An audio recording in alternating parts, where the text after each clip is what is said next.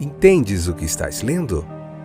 O podcast que te leva através das páginas da Bíblia. Livro por livro. Capítulo por capítulo. Uma exposição bíblica emocionante. Aperte os cintos e embarque comigo nesta viagem.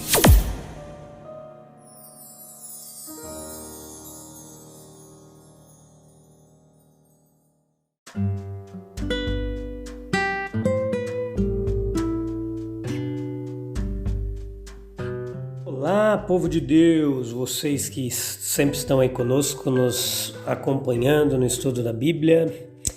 Hoje, mais um episódio do nosso podcast, Êxodo capítulo 8, episódio número 182, estamos na terceira temporada.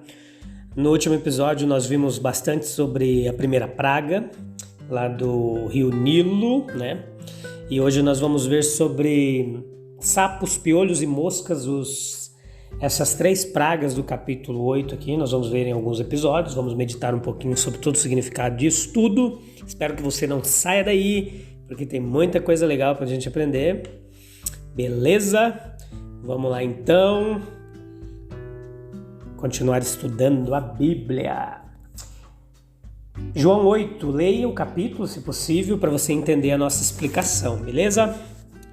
No Egito havia deuses mosca, para proteger contra moscas, havia divindades para proteger contra sapos, e a derrota dos ídolos era notável por este outro fato, que vários dos agentes que foram empregados como flagelos do Egito eram eles próprios classificados como divindades.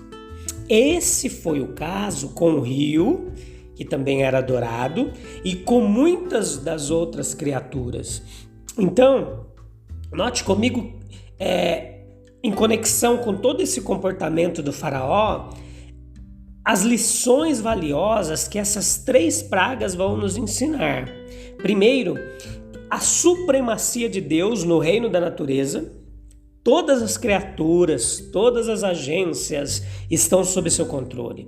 Eles vêm e vão, marcham e contramarcham, agem em separação ou combinação, segundo a vontade de Deus.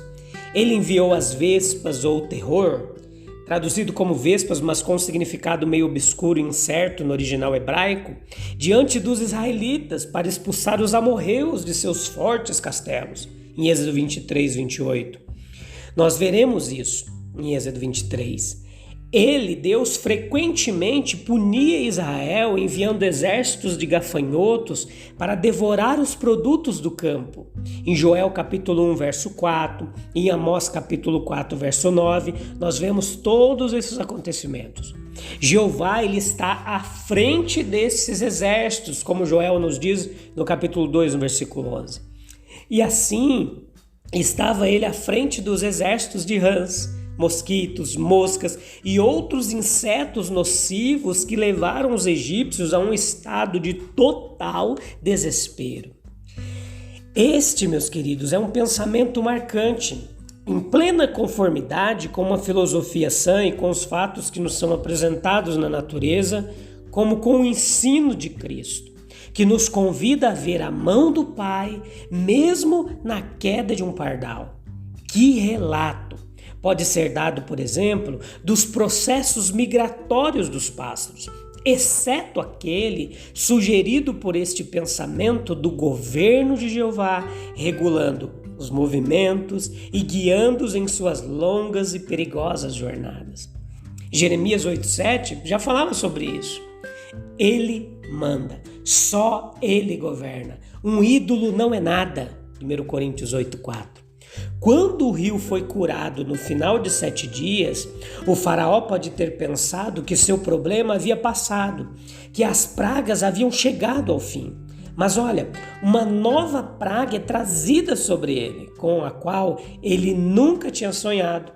Uma praga de rãs, também do rio. Então, em golpes rápidos e sucessivos, vieram as pragas de mosquitos, de insetos mistos, de feridas nos animais, etc. Cada um saindo de algo novo, de algo totalmente, de algum novo e inesperado lugar. granizo, neve, fogo e vapor, vento tempestuoso, chuva, trovão, vida de inseto, réptil, peste, fome, doença em suas mais variadas formas, todas se tornam armas nas mãos de Deus pelas quais ele pode fazer uso para cumprir a sua vontade segundo o seu bel prazer.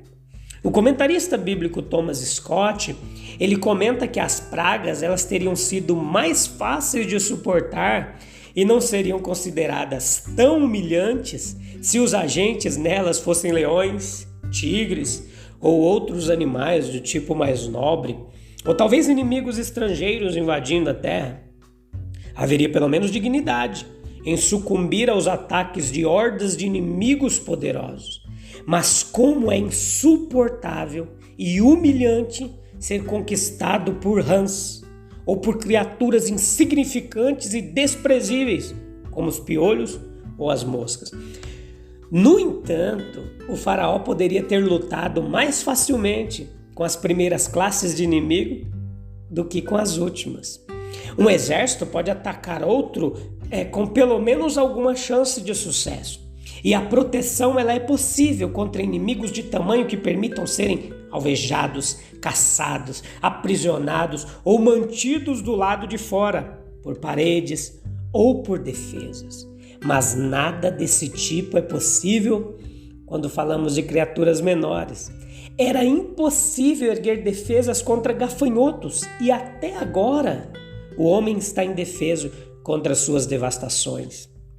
Um besouro perdido, ele pode ser morto, mas se essa forma de vida se desenvolvesse apenas um pouco mais entre nós, seria impossível nos protegermos eficazmente de suas operações destrutivas.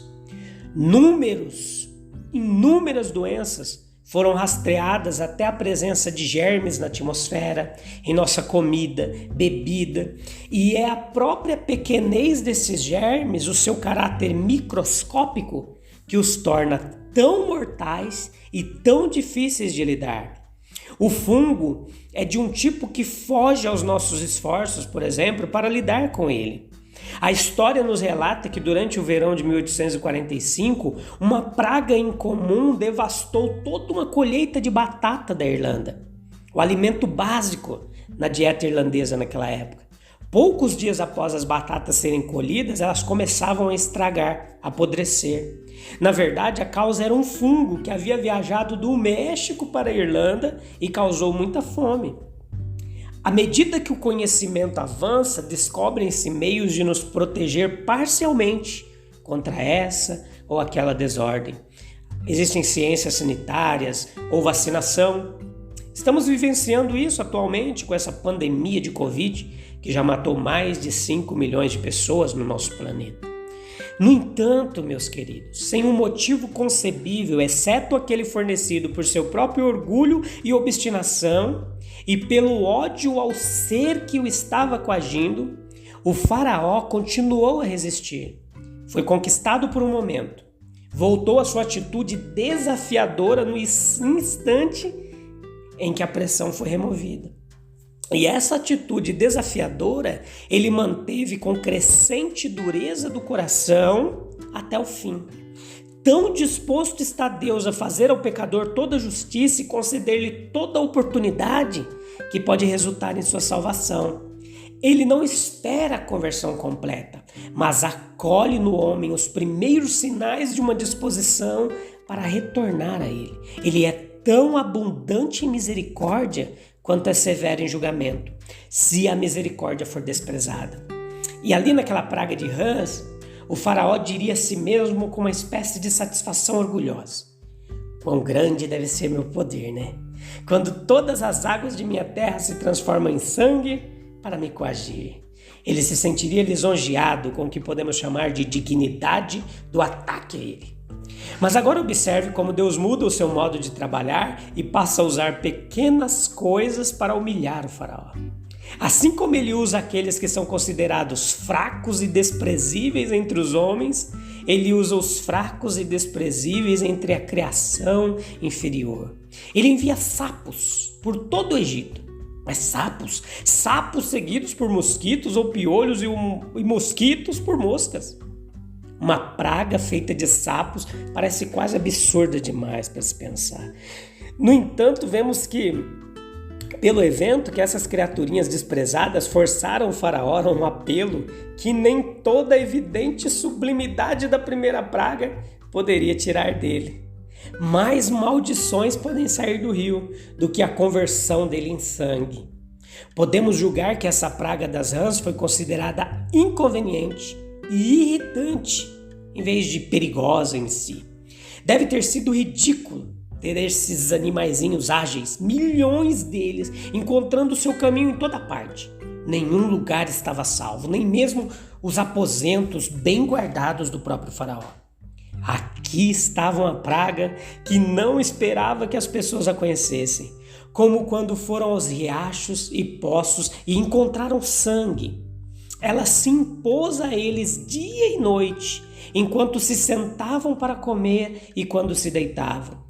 Aquilo que é constantemente inconveniente e incômodo pode fazer o homem cair de joelhos antes mesmo do que um perigo que concerne mais intimamente a sua vida. Milhões de sapos, milhões deles, encontrando seu caminho em todos os lugares. As rãs são tão atormentadoras que precisam ser eliminadas, mesmo ao custo de uma promessa humilhante. Nem mesmo o sucesso dos mágicos em tentar criar sapos torna o tormento mais suportável. E assim, talvez para espanto de Moisés, que dificilmente poderia esperar uma mudança tão repentina, Faraó fez uma promessa nos termos mais gerais de deixar o povo sair para o sacrifício. Observe comigo que Moisés atende ao desejo de Faraó. Um dia não é nada para Israel. Eles podem facilmente esperar, se apenas a concessão desse dia tornar a submissão do faraó mais agradável para si mesmo. Deus nunca humilha ninguém por humilhar. Depois do capítulo 8, do versículo 16 ao 19, nós temos uma praga de piolhos.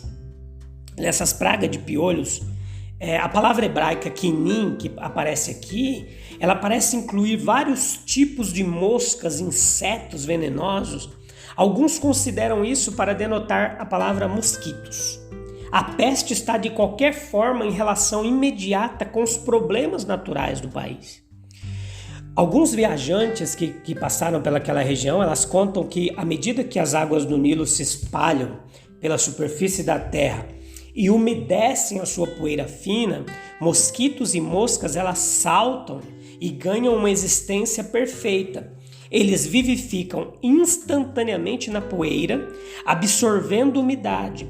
E à medida que a inundação ela avança lentamente, uma linha negra de insetos em movimento na borda extrema começa a se mover com ela.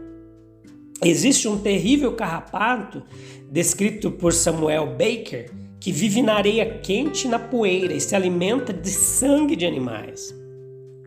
Essa praga ela veio da terra como as duas antigas vieram do rio. Arão ele feriu o pó da terra e tornou-se piolho, quinim, nos homens e nos animais. Versículo 17.